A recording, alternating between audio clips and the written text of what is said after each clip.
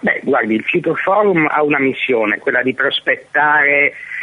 quale sarà l'Italia del futuro, e allora io interpreto il mio ruolo in quanto sociologo in questo modo. Mi pongo una domanda: come sarà l'Italia del 2034, quando, secondo le proiezioni Istat, in Italia vivranno ben 10 milioni di stranieri, quindi il doppio del livello attuale? E mi chiedo soprattutto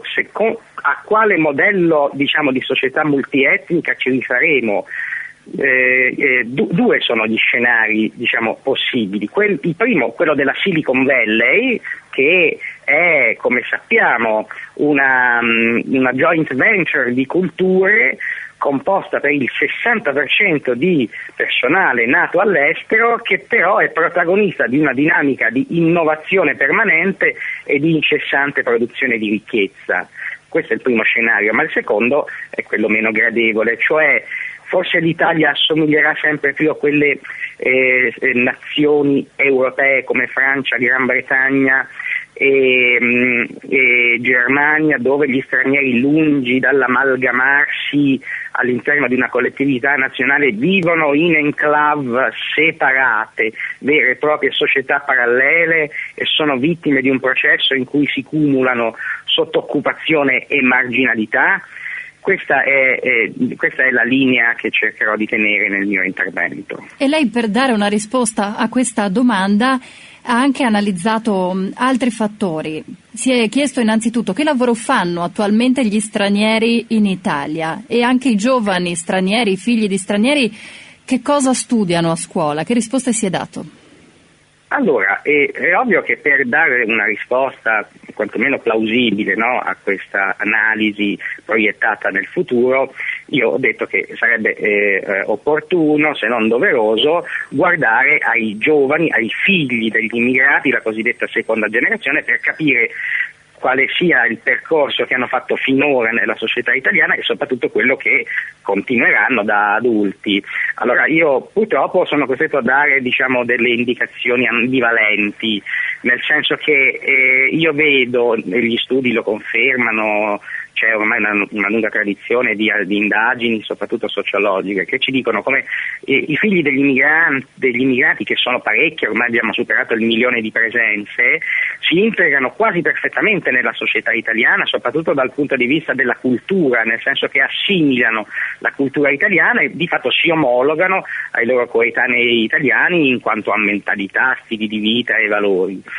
Però questa socializzazione riuscita purtroppo si accompagna a un'integrazione nel mercato del lavoro al ribasso, nel senso che i dati finora disponibili ci dimostrano che i figli degli immigrati purtroppo vanno a ricoprire le stesse posizioni lavorative subalterne dei loro genitori, con il paradosso praticamente che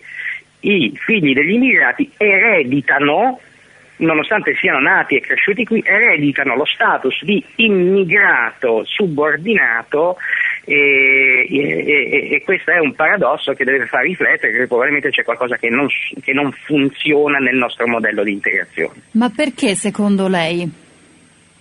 Allora, la prima spiegazione, quella più indicata dalla letteratura, è la scuola. Per diversi motivi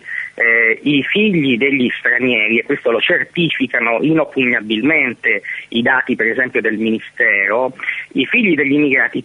quando arriva il momento delicato di scegliere quale sarà il percorso della scuola secondaria di secondo grado, l'istruzione superiore,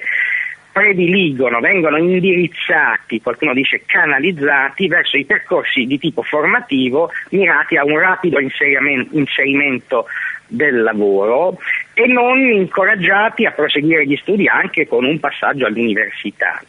Questo significa che i figli degli immigrati vanno a costituire un bacino sicuramente prezioso di mestieri, lavori importanti per il buon funzionamento dell'economia, io le posso citare alcuni dati interessanti, nel senso che se noi guardiamo l'incidenza percentuale degli stranieri iscritti nelle scuole e negli istituti di formazione professionale della regione, noi vediamo che addirittura abbiamo il 38% di tutti quelli che studiano per elettricisti in Friuli sono stranieri,